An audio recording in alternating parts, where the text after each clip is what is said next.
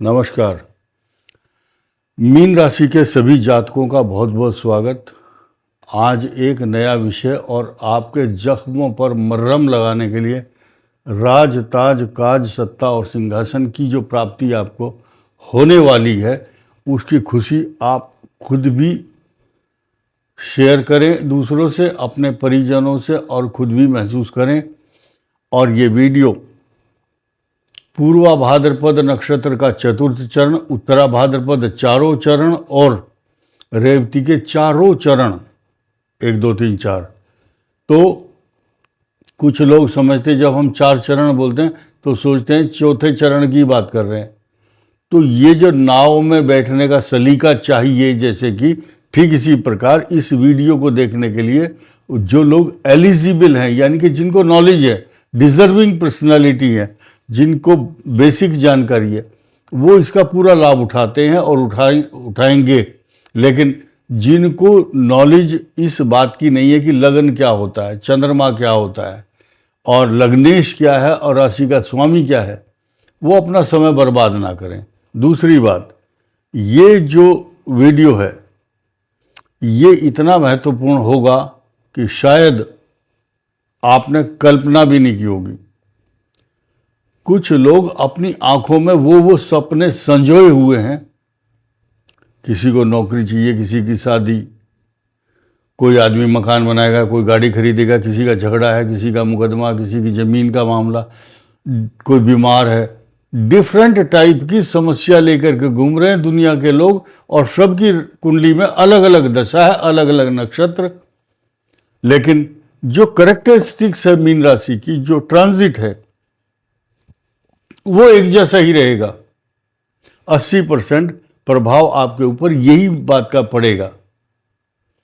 लेकिन लोग सोचते हैं कि हमारे मन की बात अगर होगी तो हम सोचेंगे ये सही बोल रहा है। तो एक गीत आपने सुना होगा, जो तुमको हो पसंद वही बात करेंगे, तुम दिन को अगर रात कहो हम रात कहेंगे। इस गीत के अनुसार हम नहीं चलेंगे, क्योंकि ये जो ग्रहों का मामला है ये फिल्मी गीत नहीं है, ये आराध्य देव की गाथा है। यानी कि जो ब्रह्मा की जो बनाई हुई विद्या है, उसके तौर तरीके, नियम को हम फॉलो करते हैं। जग जीवों का इतिहास नहीं है, कि कहानी नहीं है, स्टोरी किसी भी राजा की स्टोरी या पॉलिटिकल कोई एनालिसिस है, नहीं। आइए जानते हैं मई और जून में कौन सी ऐसी शुरुआत हो रही है जो राज, ताज, काज और सत्ता और सिंहासन के आपको नजदीक ले जा रही है। पहली बात तो ये मैं बताऊं, मीन राशि के जातकों को बहुत कठिन दौर से गुजरना पड़ा है। तलवार की धार बारीक होती है, या उसके ऊपर से चलना हो, या कठिन अग्नि परीक्षा हो, उबड़ खाबड़ रास्ते, या झगड़े मुकदमे, झगड़े झंझट, परेशानी, तनाव, एजुकेशन से लेकर लड़ाई झगड़े मुकदमे, फॉल्स एलिगेशन, चोरी, बीमारी, खर्चा, टेंशन, सारे दुनिया की जो परेशानियां होती हैं, जिन जिन परेशानियों से मनुष्य का संसार में वास्ता होता है, उन सब से ये राशि गुजर चुकी है। और मात्र अब बचे हैं 10 दिन। 10 दिन के बाद तो आपकी राज, ताज, काज और सत्ता और सिंहासन आपके ही हाथ में होगा, बशर्ते कि आप डिजर्व करते हैं उसके लिए, या जो मैं आपको बता रहा हूं आपकी कुंडली के अनुसार आपकी कुछ अच्छी दशाएं चल रही होंगी। तो मैं शुरू करता हूं यहां से। रीजन क्या है, मैंने आपको एक उदाहरण के तौर पर ये रखा है 12 नंबर, और यहाँ पर है शनि गोचर में, इस समय 7.5 ही चल रही है, चरम सीमा पर है।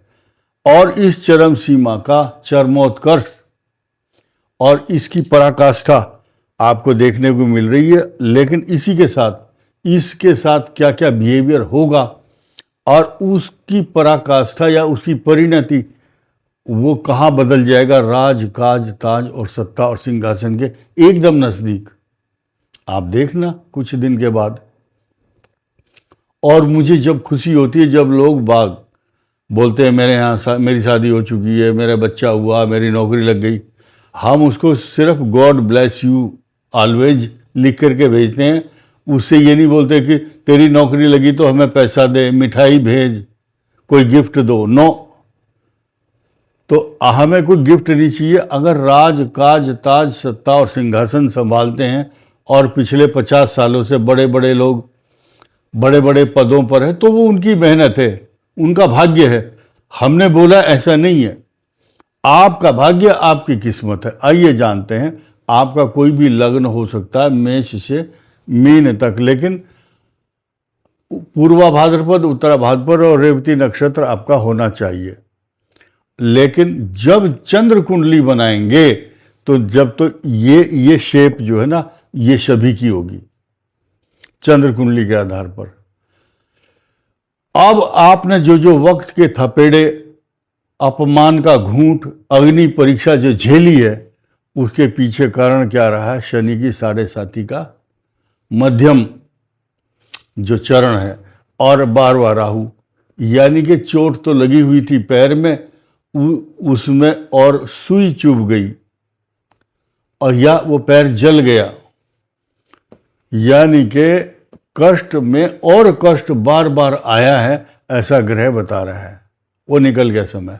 अब कई लोगों को ये डायलॉग बहुत पसंद आया और कई लोगों ने लिख लिया और कमेंट में भी लिखते हैं। कल किसी से बात कर रहा था, बोले गुरुजी ये इसको मेरे को लिखवाओ। गम की अंधेरी रात में दिल को न बेकरार कर, खुशियां आने वाली है, बस उसका इंतजार कर। राज ताज सत्ता और सिंहासन के नजदीक पहुंचकर उससे प्यार कर।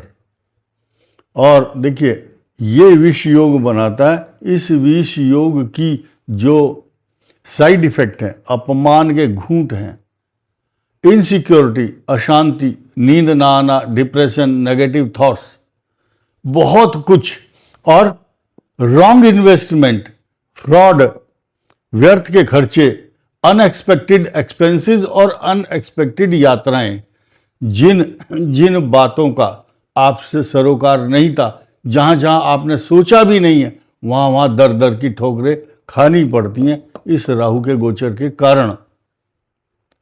लेकिन मैं आपको उन पिछले दुखों का इंट्रोडक्शन करवाने के बाद तब बता रहा हूं आपको राज ताज काज सत्ता और सिंहासन।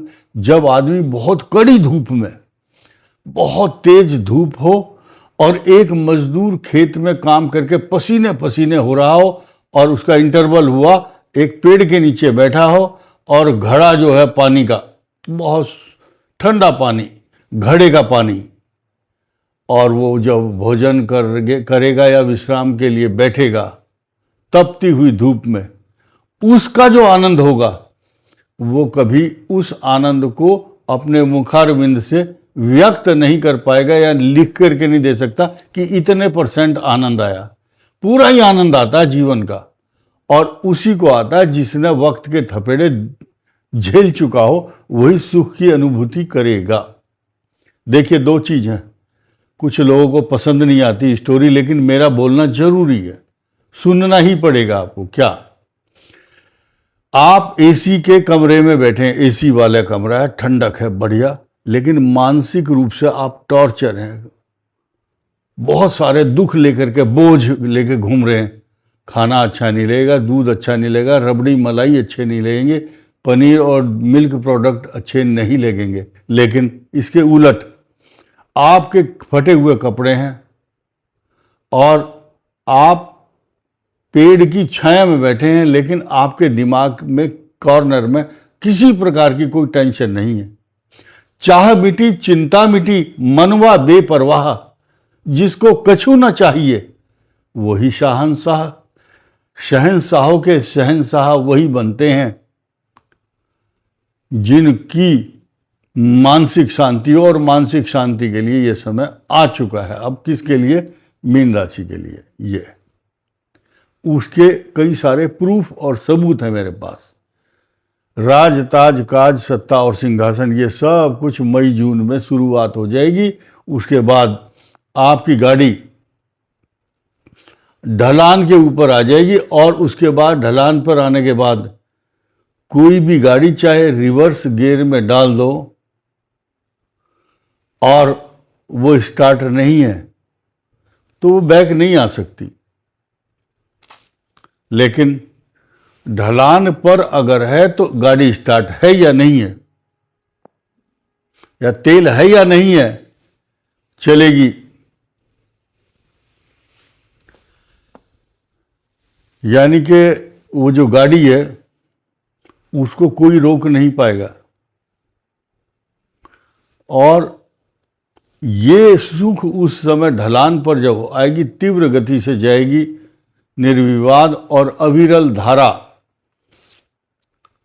कंटिन्यूटी जिसमें बन जाएगी। ये कंटिन्यूटी के सिम्टम्स, लक्षण, कैरेक्टरिस्टिक्स साफ साफ दिखाई दे रही है, क्योंकि ये शनि का जो प्रारूप है, इसका जो बदलाव है, जब सत्ता बदलती है, सत्ताधीश जो होते हैं, और उस समय उसके आते ही सत्ता, किसी का राष्ट्राध्यक्ष जब बदलता है देश का, तो सारे के सारे बड़े बड़े कर्मचारियों को निर्देश, दिशा निर्देश, ट्रांसफ़र, पोस्टिंग बहुत होते हैं। ये स्थिति अब मीन राशि के साथ आएगी। जो कष्ट कारक ग्रह उनका ट्रांसफ़र हो जाएगा और अच्छे ग्रहों का आगमन होगा। तो नज़दीक कोई भी देश का राष्ट्राध्यक्ष अपनी पसंद के लोग रखता है अपने नज़दीक, चाहे खाना बनाने वाला हो, चाहे ड्राइवर हो, चाहे कलेक्टर हो, सलाहकार हो, आईएएस, पीसीएस अफसर। आइए अब द्वितीय भाव पर आइए। इनका जो भाग्येश, भाग्य स्थान के लॉर्ड की बात कर रहे हैं। इस मीन को ऊंचा कौन उठाएगा? भाग्य स्थान उठाएगा। भाग्य स्थान का स्वामी स्वग्रही है। और मंगल जो है, ये मंगल क्या देता है? जीवन में पराक्रम देगा, ऊर्जा देगा। शनि सत्ता देगा, क्योंकि शनि की दृष्टि सत्ता के ऊपर है। सत्ता पर काबिज करता है मनुष्य को, क्योंकि इस राशि को अब कोई आरोप लगाने वाले बहुत से लोग दारू पी करके झगड़ा कर रहे थे और कोस रहे थे किसको? मीन राशि को। और इस मीन राशि को जिसकी शक्ल नहीं देखनी, उसकी खुशामद करनी पड़ रही थी। उनके कार्यालय में, ऑफिस में, उनके पास जाकर के उनकी वो खिदमत करना, और वो जो है पीठ पीछा फेर करके बात कर रहे थे लोग बाग।